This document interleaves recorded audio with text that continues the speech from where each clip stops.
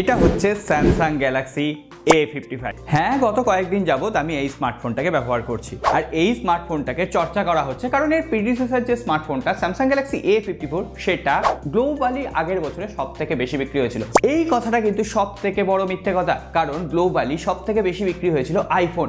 A54 যে ফোনটা সেটা 7 নম্বর র্যাঙ্কিংয়ে ছিল। হ্যাঁ, অ্যান্ড্রয়েডের মধ্যে সব থেকে বেশি বিক্রি হয়েছিল এটা বলা যায়। আজকে আমরা স্যামসাং গ্যালাক্সি A55 এই স্মার্টফোনটাকে টেস্ট করবো। লিটারালি 40,000 রুপিতে স্মার্টফোনটা লঞ্চ করা হয়েছে বাংলাদেশে, মেডিকেটে 50,000 টাকার আশেপাশে। এই প্রাইস পয়েন্টে স্যামসাং এখানে বিল্ড কোয়ালিটি দারুণভাবে মেনটেন করেছে। প্রথমত ব্যাক প্যানেলে গ্লাস বডি ডিজাইন দিয়েছে, এতদিন ধরে ইউজ করার পরও গ্লাসে কোনো রকম স্ক্র্যাচ আসেনি। আর যে ফ্রেমটা দেওয়া হয়েছে সেই ফ্রেমটা কিন্তু মেটালের। শুধুমাত্র তাই নয়, এখানে কর্নিং গরিলা গ্লাস ভিক্টাস প্লাসের প্রোটেকশন দেওয়া হয়েছে ব্যাক প্যানেল এবং ফ্রন্ট প্যানেলে। দেখতে শক্তপোক্ত লাগছে, সলিড লাগছে। তবে হ্যাঁ, এই ফোনটা কিন্তু যথেষ্ট বাল্কি, একটু ভারী ফোন, 213 গ্রামের আশেপাশে, কখনোই কমফোর্টেবল ফিল হচ্ছে না। তবে হ্যাঁ, প্রিমিয়াম ফিল অবশ্যই দিচ্ছে। তার সঙ্গে সঙ্গে এর যে ফ্রেমটা সেটা একটু বক্সি ডিজাইন, শার্প, তার জন্য হাতে কিন্তু অনেকক্ষণ ধরে থাকলে একটু হলেও আনকমফোর্টেবল ফিল হচ্ছে। যাই হোক, ফোনটাকে দেখতে ভালো লাগছে, এই কথা অস্বীকার করার উপায় নেই। আর স্যামসাংয়ের S23 সিরিজ, S24 সিরিজের যে ইউনিক ডিজাইন সেটাই এখানে দিয়ে দেওয়া হয়েছে। আর স্যামসাং এখন প্রত্যেকটা বাজেটের ফোনেই একই ডিজাইন প্যাটার্ন ফলো করছে, এ ব্যাপারে নতুন করে কিছু বলার নেই। যাই হোক, এই ফোনে আরও দুটো ভালো জিনিস দেওয়া হয়েছে। IP67 রেটিং দেওয়া হয়েছে, অর্থাৎ 1 মিটার জলে 30 মিনিট পর্যন্ত ফোন সার্ভাইভ করতে পারবে। তার সঙ্গে সঙ্গে eSIM-এর সাপোর্ট দেওয়া হয়েছে। এখানেই সম্পূর্ণ ভালো দিকগুলো শেষ স্যামসাং এর। তবে সেই সমস্ত কথায় যাওয়ার আগে একটু মনে করিয়ে দিই, যদি ভিডিওটা ভালো লেগে থাকে লাইক করে রাখবেন, আর নতুন হয়ে থাকলে সাবস্ক্রাইব করে ঘন্টিটা বাজিয়ে রাখবেন নিজের মনে করে, তাহলে এই ধরনের রিভিউ মিস হবে না।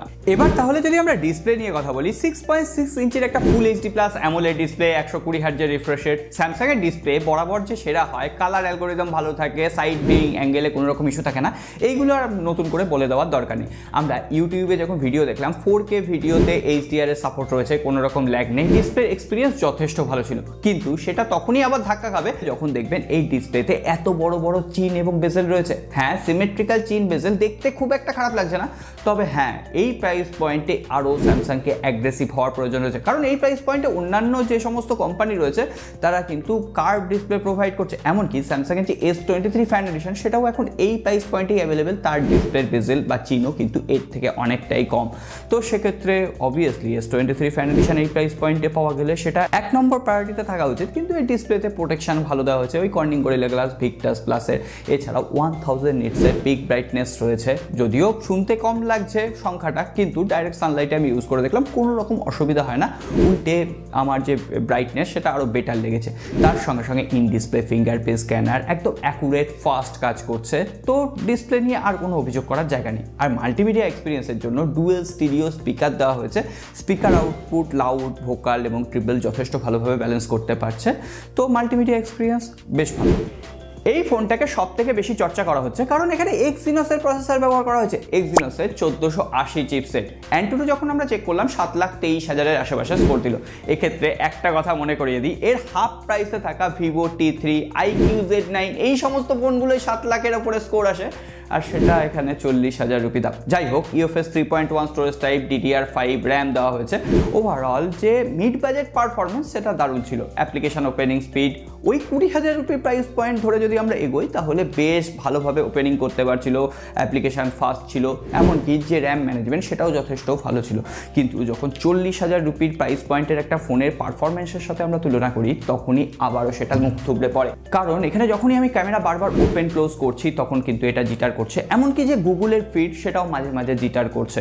আর Exynos-এর কথা উঠলেই আরও একটা প্রশ্ন মাথায় আসে যে ফোনটা গরম হচ্ছে কিনা। কিন্তু সারপ্রাইজিংলি ফোনটার আমরা যখন AnTuTu বেঞ্চমার্কে স্ট্রেস টেস্ট করলাম কোনো রকম ওভার হিটিং এর সমস্যা পাইনি। উপরন্তু স্যামসাংয়ের S24, S23 ফ্যান এডিশন এই ফোনগুলোর থেকে বেশ কিছুটা মাথা ঠান্ডা রাখতে পারছিল কিন্তু স্যামসাংয়ের A55। শুধুমাত্র তাই নয়, এখানে যখন আমরা PUBG খেলতে গেলাম BGMI তখন সেটা 40 FPS এর বেশি সাপোর্ট করছে না। এখানে BGMI হাইয়েস্ট স্মুথ হাই সেটিংসে খেলা যায়, এক্সট্রিম সেটিংসেরও সাপোর্ট এখানে দেওয়া হয়নি। স্যামসাং এখানে সফটওয়্যার অপটিমাইজেশনে বলেছে 4টে বড় বড় অপারেটিং সিস্টেম আপডেট, অর্থাৎ Android 18 আর 5 বছরের সিকিউরিটি প্যাচ লেভেল লেভেল আপডেট প্রোভাইড করবে, কিন্তু প্রসেসর কি 5 বছর পারফর্ম করতে পারবে? তো দেখা যাক, সেটা লং টার্ম রিভিউতেই আমরা বুঝতে পারবো। শুধুমাত্র তাই নয়, একটা জিনিস আমি নোটিস করলাম, এখানে যখন ক্যামেরা আমি বারবার শাটার প্রেস করছি সেটাই শাটারেও কিন্তু ল্যাগ হচ্ছে। এছাড়াও এখানে সফটওয়্যার এক্সপিরিয়েন্সের যে আমরা এত বড়াই করি স্যামসাংয়ের, হ্যাঁ অবশ্যই সফটওয়্যার এক্সপিরিয়েন্স ভালো ছিল, এমনকি যে প্রয়োজনীয় ফিচারগুলো ডুয়েল অ্যাপ্লিকেশান, নক্স সিকিউরিটি, নক্সেল ফল্ট, এইগুলো সমস্ত কিছু সাপোর্ট দিয়ে দেওয়া হয়েছে, কিন্তু তার পাশাপাশি বেশ কিছু প্রি ইনস্টলড অ্যাপ্লিকেশান রয়েছে, না এটা শুধুমাত্র আমি বলছি না, সকলেই বলেছেন, আর সেগুলোকে আনইনস্টল করা যাচ্ছে। এমনকি স্যামসাংয়ের একটা প্রি ইনস্টলড উইজেটস আসছে, সেখানে ভরে ভরে অ্যাডভার্টাইজমেন্ট শো করছে। তবে হ্যাঁ, এই উইজেটসগুলো আপনি ডিলিট করে দিতে পারবেন, ঠিক আছে? সফটওয়্যার পার্ট নিয়ে অতটাও চিন্তা করার কিছু নেই, তবে হ্যাঁ বাদ বাকি হার্ডওয়্যার পার্ট নিয়ে অবশ্যই চিন্তা করার দরকার রয়েছে, যদি আপনি স্যামসাংয়ের ফ্যানবয় না হন। তবে সফটওয়্যার এক্সপিরিয়েন্সে এত কিছুর পর একটা কথা না বললে খুবই ভুল করা হবে।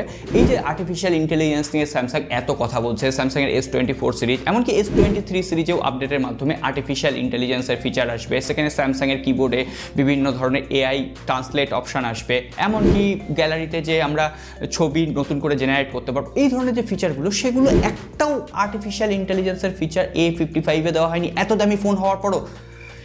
এটা সত্যিই মেনে নেওয়া যায় না। অন্তত আর্টিফিশিয়াল ইন্টেলিজেন্সের ফিচারগুলো এই ফোনটায় থাকলে না দামটা কিছুটা হলেও জাস্টিফাই করতো। তবে হ্যাঁ, পুরোনো যে আর্টিফিশিয়াল ইন্টেলিজেন্সের ফিচারগুলো গ্যালারিতে রয়েছে, ব্যাকগ্রাউন্ড ইরেজার, তারপর ছবি রিমাস্টার, এই অপশানগুলো মোটামুটি রয়েছে, এগুলো তো S22 সিরিজেও রয়েছে। তাছাড়া ওভারঅল 5000 mAh ব্যাটারি, 25 ওয়াট, হ্যাঁ ঠিক শুনছেন, এত দামি একটা ফোনে 25 ওয়াটের স্যামসাংয়ের চার্জার দিয়েছে, আর মোটামুটি চার্জ হতে 1 ঘন্টা 25-30 মিনিট টাইম লেগে যাচ্ছে, আর ফুল চার্জ হয়ে গেলে মোটামুটি 7 থেকে 7.5 ঘন্টা। আপনি যত হেভি ইউজ করুন না কেন, স্ক্রিন অন টাইম দিয়ে দিচ্ছে, মোটামুটি একদিনের জন্য নিশ্চিন্ত। তবে স্যামসাংয়ের অবশ্যই উচিত এবার একটু চার্জিং আপগ্রেড করা।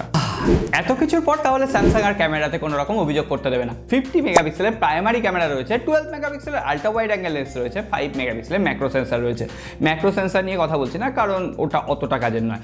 আর 12 মেগাপিক্সেলের যে আল্ট্রা ওয়াইড অ্যাঙ্গেল লেন্সটা, সেটা শার্পনেস ভালো ছিল, ডাইরেক্ট সানলাইটে যথেষ্ট এক্সপোজার ভালোভাবে মেনটেন করতে পারছিল। আর যদি আমরা 50 মেগাপিক্সেলের প্রাইমারি সেন্সারটাকে নিয়ে কথা বলি, এখানেও মোস্ট অফ দ্য টাইম কিন্তু বেশ ভালো ছবি তুলছিল, ছবিগুলোর কালার সামান্য বুস্ট হচ্ছে, তবে সেটা সোশ্যাল মিডিয়ার জন্য একদম পারফেক্ট দেখতে লাগছে। এর সঙ্গে সঙ্গে এক্সপোজার মেনটেন, কিছু ক্ষেত্রে যখন ব্লার এফেক্টে আমরা ছবি তুলছি সেগুলো যথেষ্ট ভালোভাবে মেনটেন করতে পারছিল। কিন্তু এখানে আমি বেশ কিছু ছবি তুলেছি, দেখুন পোর্ট্রেট মোডে বেশ কিছু জায়গায় কিন্তু এজ মিস করে দিয়েছে। তো এই ব্যাপারটা স্যামসাংয়ের কাছ থেকে প্রত্যাশা করা যায় না। তো ছবিগুলো আপনাদের সামনে দিলাম, ওভারঅল দেখতে খুব সুন্দর লাগছে। এই ছোটোখাটো প্রবলেমগুলো যদি না থাকে তাহলে কোনো রকম এটাকে নিয়ে অভিযোগ করার জায়গা নেই। লো লাইটেও কিন্তু একটা best level performance Samsung A55 provide করতে পারছে। কিন্তু এখানেই তো সব কিছু শেষ নয়, কম্পিটিশান শেষ কথা বলে, কারণ এই প্রাইস রেঞ্জে ভিভো V30 Pro অ্যাভেলেবেল, সেখানে টেলিফটো সেন্সার রয়েছে। এই ফোনটাতে মানে A55 ফোনটাতে কোনো রকম টেলিফটো সেন্সার নেই। এই অভাবটা স্যামসাং A55-এ সব সময় ফিল করা যাচ্ছে। তার সঙ্গে সঙ্গে 4K up to 30 FPS A video shoot করা যায়, 60 FPS এর সাপোর্ট নেই। S23 ফ্যান এডিশন আবার বলতে হয়, ওখানে 60 FPS সাপোর্ট রয়েছে। তাছাড়া এই সমস্ত কিছু ছেড়ে দিলাম, ব্লার মোডে ভিডিও শ্যুট করা যায় না। অনেক সময় কন্টেন্ট ক্রিয়েটার যারা আছি না, তাদের ব্লার মোডে ভিডিও শ্যুট করার দরকার হয়, পেছনের দিকটা ব্লার হয়ে থাকবে, সেই সাপোর্টটাও স্যামসাংয়ের A সিরিজের A55 এত দাম বাড়িয়ে দেওয়া হয়েছে, তারপরও দেওয়া হয়নি। ফ্ল্যাগশিপ সিরিজ থেকে অনেক ক্যামেরা ফিচার কিন্তু A সিরিজে কমিয়ে দেওয়া হয়েছে। আমরা যখন ভিভো V30 Pro এর সাথে এর ক্যামেরা কম্প্যারিজন করব, তখন আপনারা বেটার বুঝতে পারবেন যে এর ক্যামেরাটা কোথায় কোথায় ল্যাগ করছে, কোথায় কোথায় একটু কমতি আছে। তবে এখানে 32 মেগাপিক্সেলের যে সেলফি ক্যামেরাটা, সেটা পারফেক্ট একদম কাজ করছে, ছবির শার্পনেস বেটার ছিল, স্ক্রিনের অ্যালগোরিদম ভালো ছিল, ব্লার এফেক্টে ঠিকঠাক ছবি তুলতে পারছিল। স্যামসাংয়ের সেলফি ক্যামেরা আমার একদম সবথেকে পছন্দের একটা ব্যাপার।